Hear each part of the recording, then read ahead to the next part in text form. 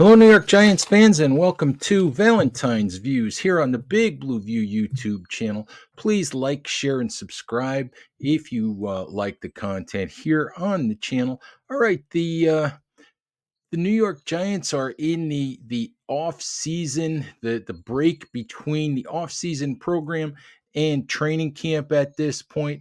Thought today we would look at five potential breakout candidates for the Giants entering the 2024 season. Obviously, Giants hoping to rebound, hoping to do better than last year's 6-11 record, and they'll need better performances from a lot of players. So I thought we'd go through five guys I think could be poised for breakout seasons in the upcoming year. First guy is wide receiver Wan'Dale Robinson, 2022 second round pick, guy who a lot of people didn't understand why the Giants made the move for Robinson in the second round that year, guy who most people thought would go a little bit later than that.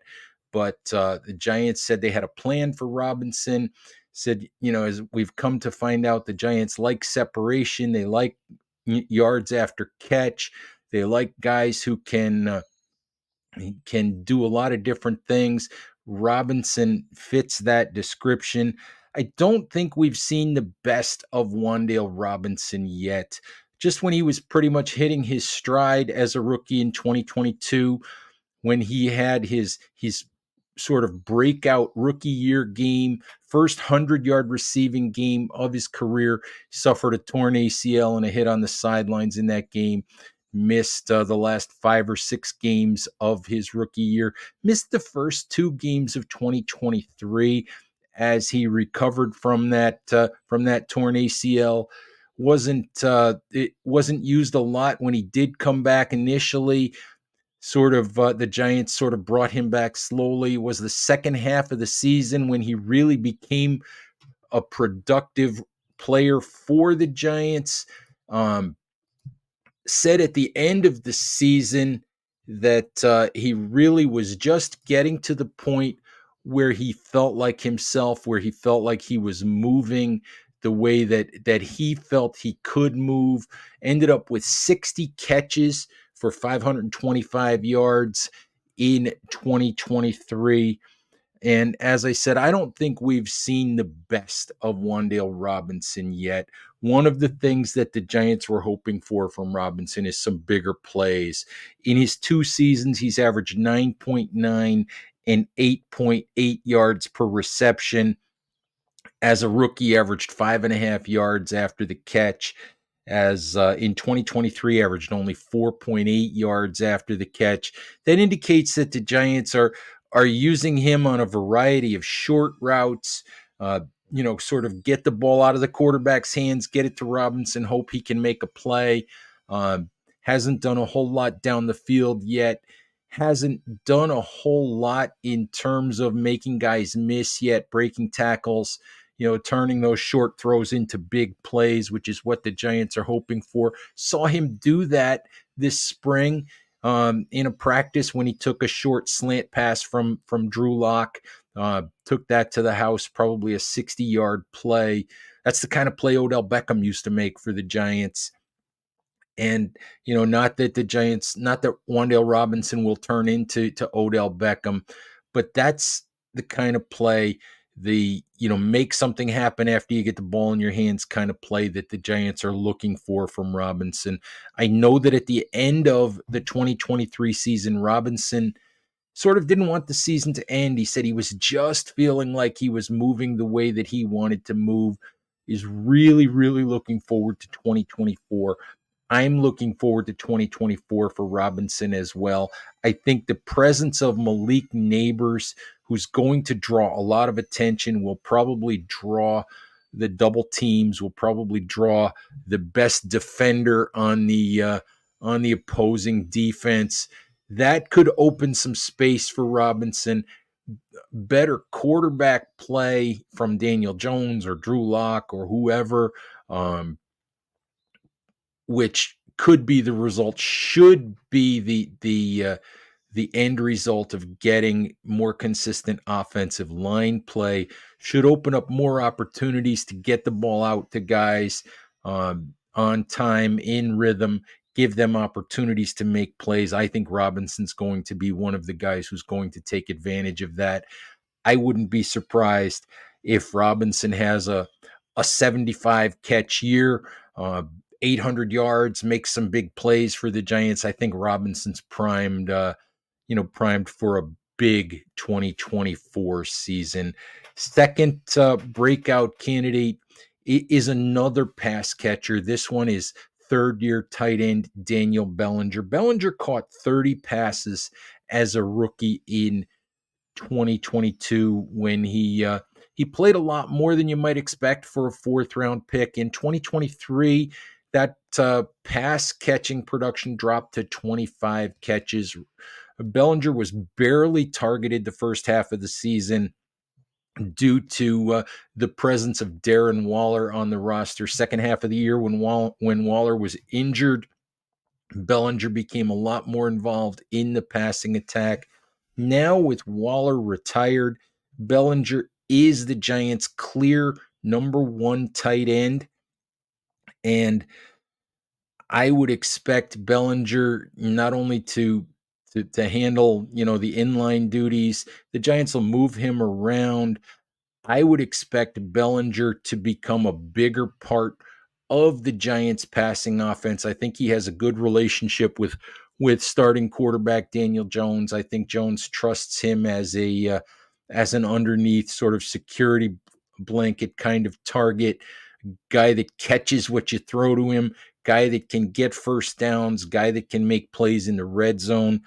I wouldn't be surprised if we see Bellinger end up with a 45 to 55 catch kind of season, sort of give the Giants that weapon in the short areas of the field, in the middle, and develop into a nice target for Daniel Jones on a regular basis.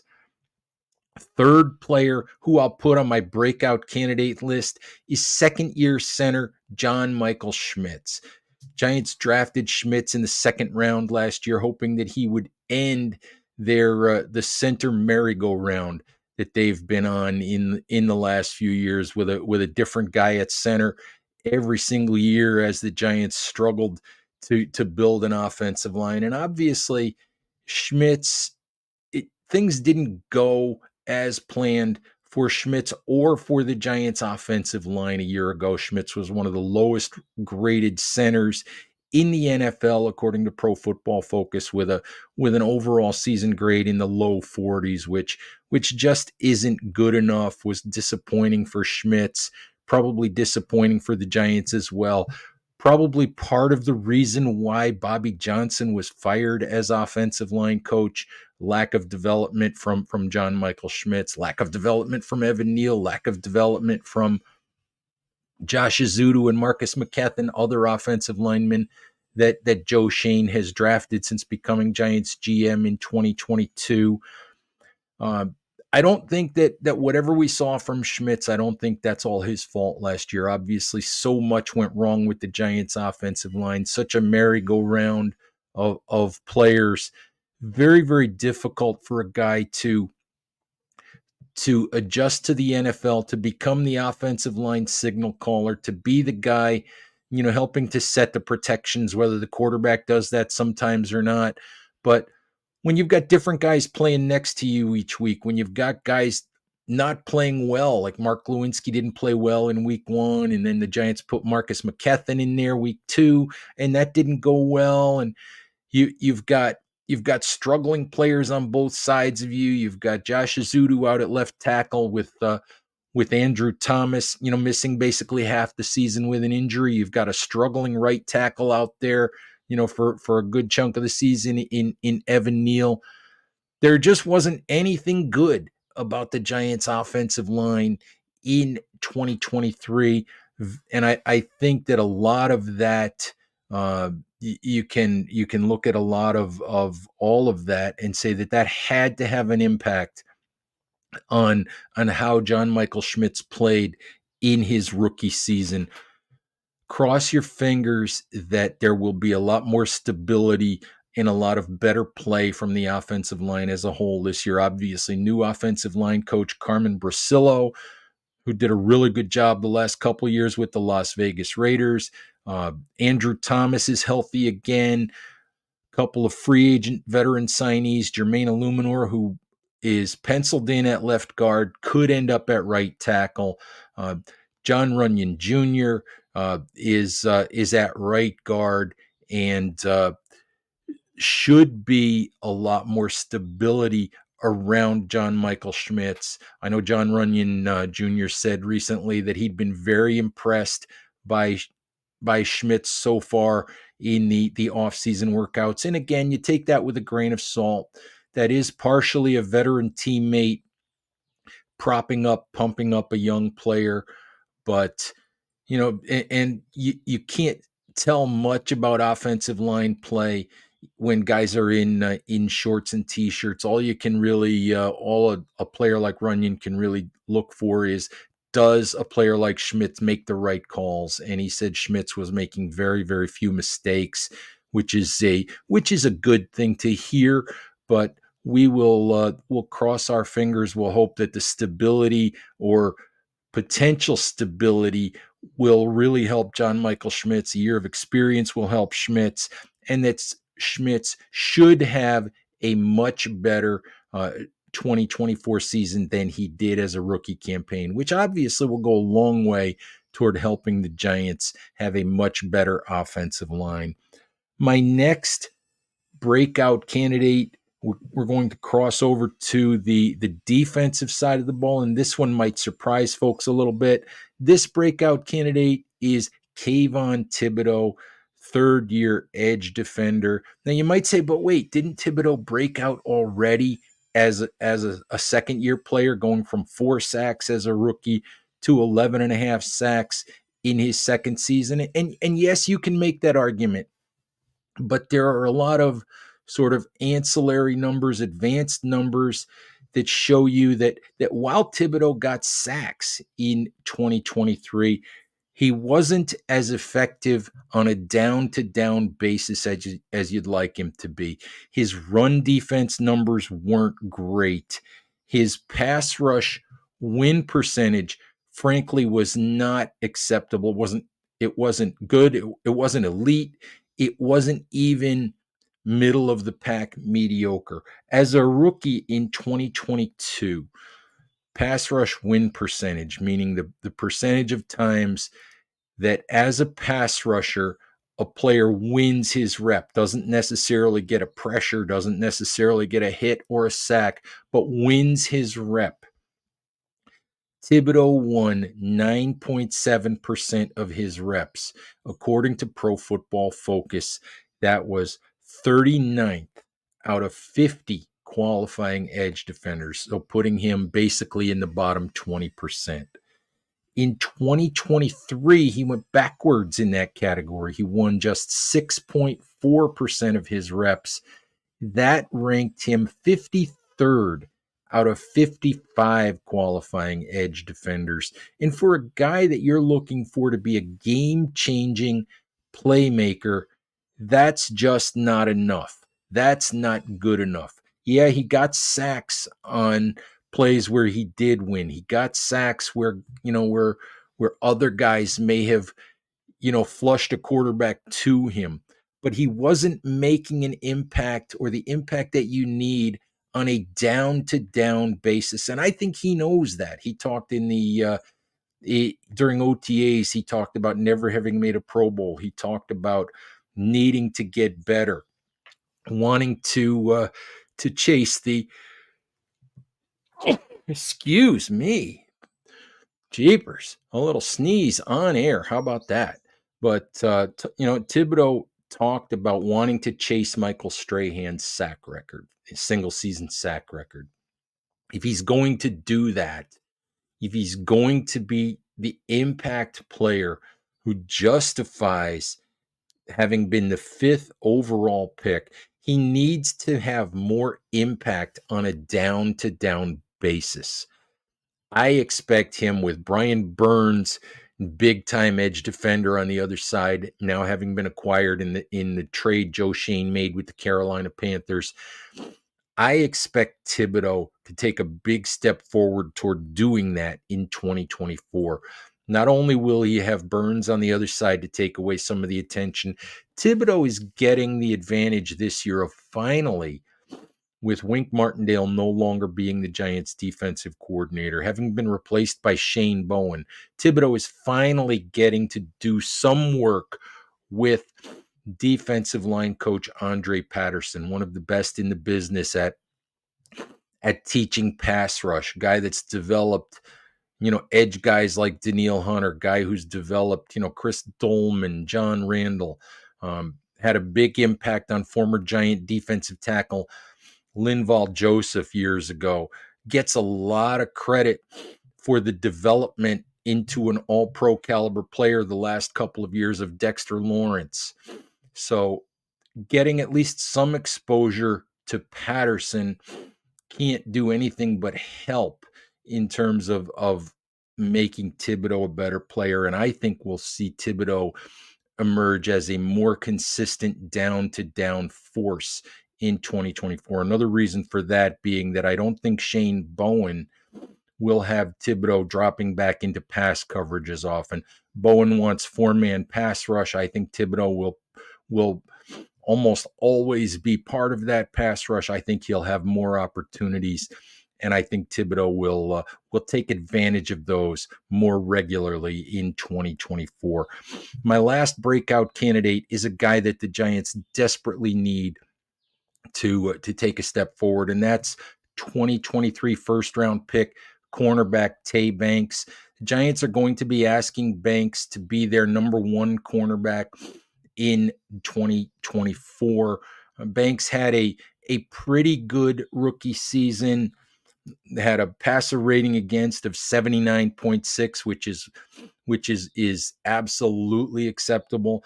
55.2% completions against, nothing wrong with that either. Pro Football Focus didn't like Banks' work, had him ranked 69th out of 75 qualifying cornerbacks. I'm not sure why. Maybe it had something to do with run defense. I find Banks to be a willing tackler, willing run defender, guy who simply needs experience. As defensive backs coach Jerome Henderson said this spring, the thing that will elevate Deonte Banks' game is his football knowledge as he gains what Henderson called football 101 knowledge. What do formations tell the cornerback about what's about to happen? What does down and distance tell the cornerback? What does studying wide receiver tendencies tell the cornerback? These are areas where young players often need to develop, need to learn. They need to learn how to study, how to read situations, all of that, not just rely on their athletic traits. And, Banks has absolute, top of the line athletic traits, RAS score off the charts, relative athletic score off the charts. I believe it's very close to 10, if not 10, on a scale of 10. So he has all of the athleticism, all of the size, the speed, the strength, the ability to move, the ability to change direction. He has all of that. What he needs is experience and knowledge, and hopefully Banks takes a big step forward in 2024. I think you'll see improvement from Tay Banks. Whether we see enough improvement to call him a true shutdown corner, one of the best corners in the league, I don't know. Cross your fingers and hope that happens. But I do think we will see improvement from Banks in 2024. All right, that's my list, Giants fans. Let me know who you think I left off, who you think shouldn't be on the list, and drop a comment to to let us know what you think. And as always, we thank you for your support of the Big Blue View YouTube channel. So please stay safe out there, take care of each other, and we'll talk to you soon. Bye bye.